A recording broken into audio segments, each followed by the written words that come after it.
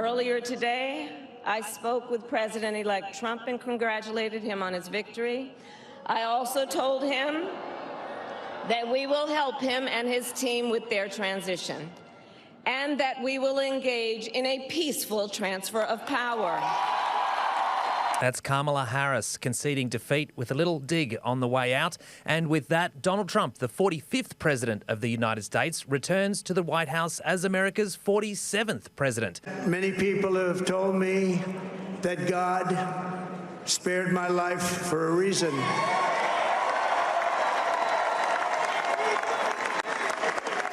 And that reason was to save our country and to restore America to greatness.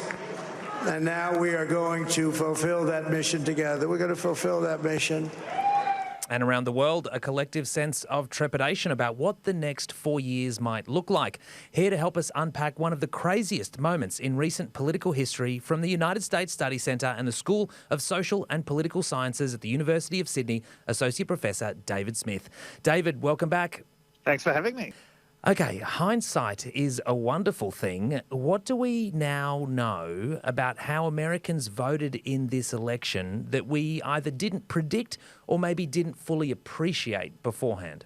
Well, there were lots of different ways this election could have gone, but I think that both the vote and the exit polling makes it clear that this was really a referendum on the Biden administration.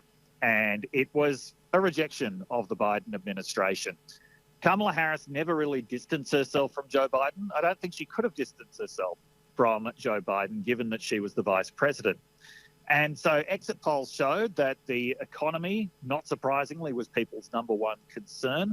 Only about 1 in 4 Americans said that they were better off now than they had been 4 years ago.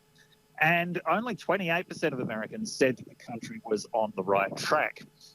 Even though the Biden administration didn't have control over all the things that happened during it, especially inflation, people tend to punish the incumbent administration for economic pain.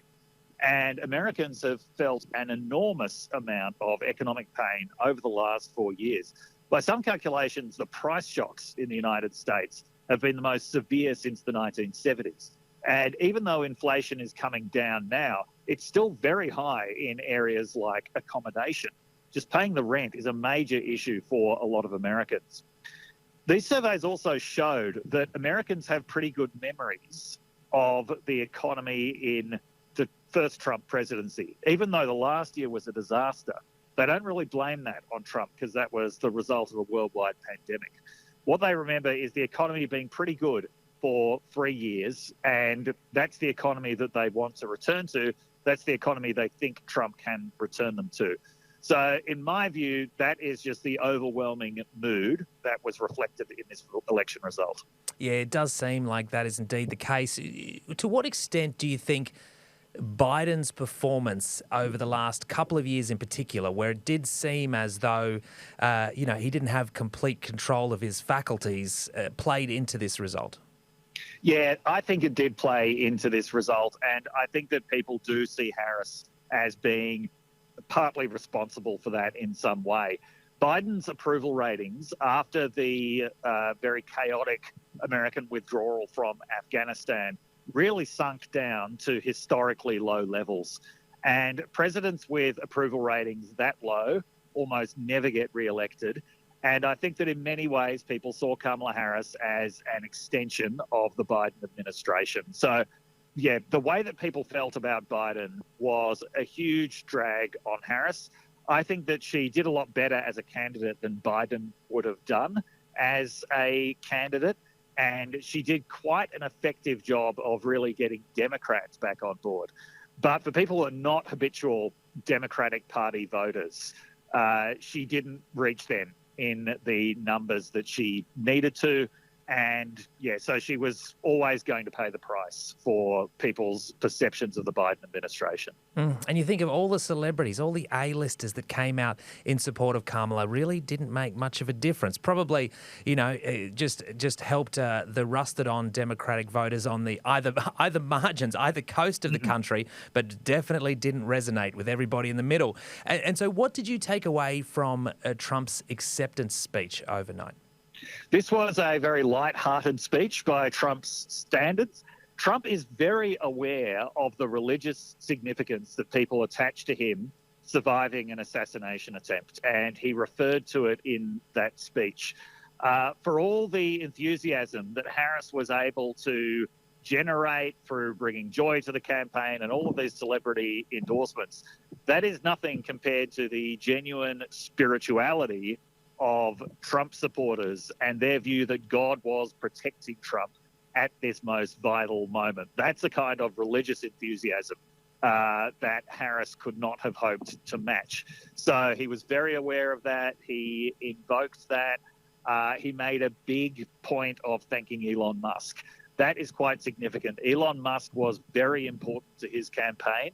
He is one of the very few people that Trump is prepared to share the limelight with. It's quite likely that Elon Musk will have not a cabinet position, but a significant role in Trump's administration. And Musk has also indicated he's going to be very politically active in the future. He clearly sees his role in Musk's campaign, which involved a lot of direct financing of it, but also organising get out the vote efforts and also really transforming Twitter into a pro-Trump machine. He sees that as a major success that he wants to replicate in the future.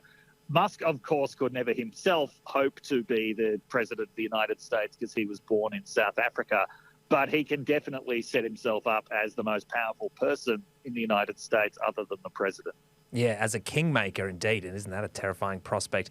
Now, Americans weren't only voting for president, seats in Congress and the Senate were also up for grabs. What happened in those races? So Republicans have definitely won the Senate. They'll have at least 52 votes in the Senate, so that they've got a little bit of a cushion.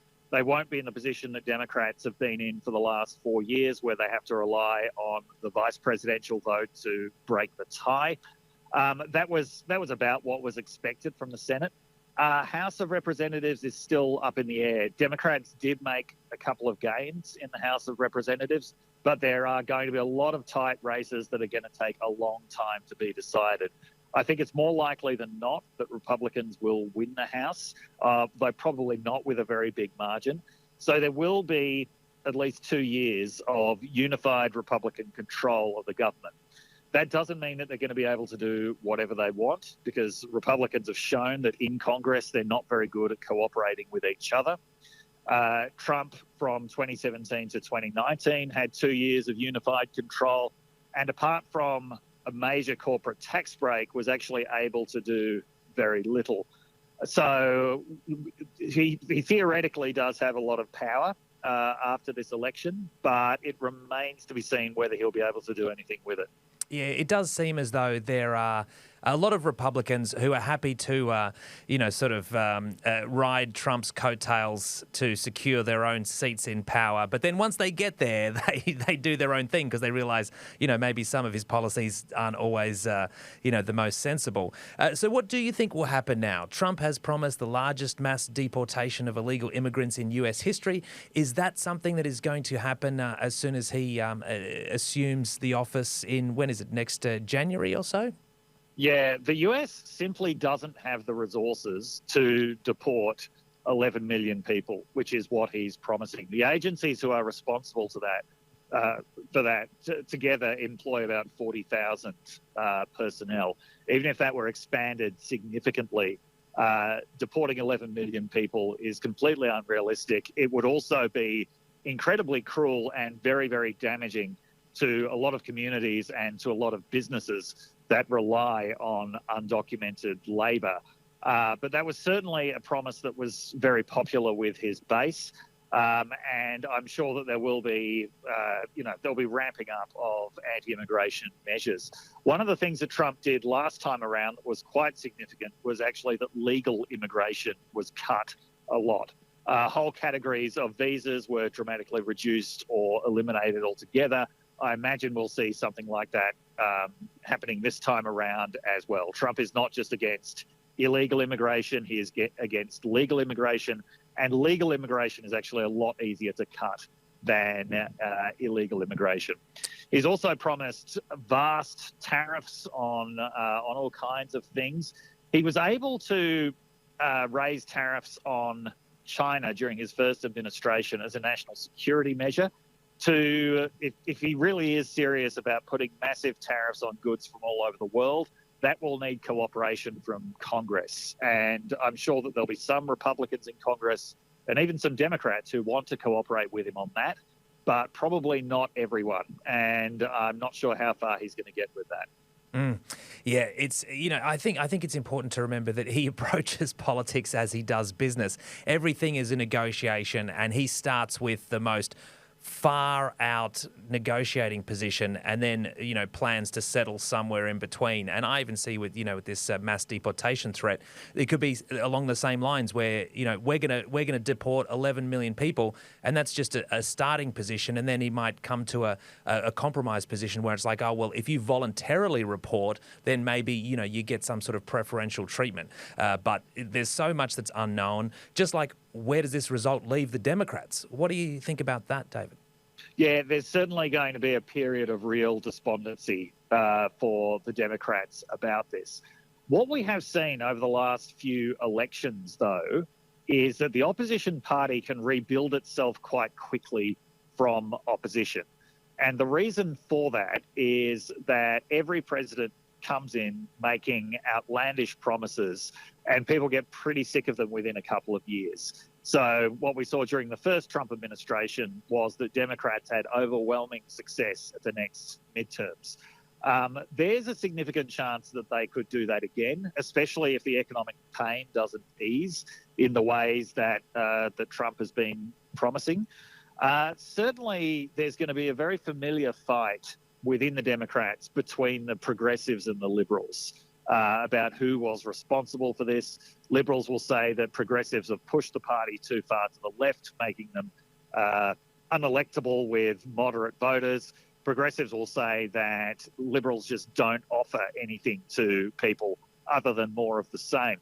For what it's worth, in this campaign, I thought that Kamala Harris was making a very specific appeal to conservative voters. I think that the theory of how she was going to win would be by getting conservative-minded people, especially women who may have voted Republican in the past but just couldn't stomach the thought of voting for Trump anymore.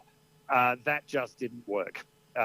People were prepared to vote for Trump as a vote against the Biden administration. They were prepared to put aside whatever misgivings they have about Trump. So, we'll see that familiar fight play out. There's going to be a lot of recriminations. I have no idea at this point who is going to start jockeying for position for the next presidential race. There were a lot of names mentioned when Joe Biden dropped out of people who could potentially throw their hats in the ring.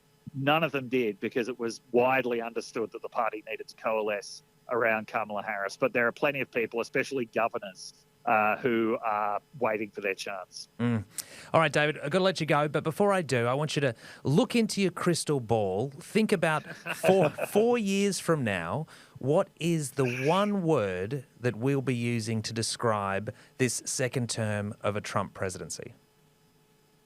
Exhausting. Yeah, I'm already tired. It hasn't even started yet.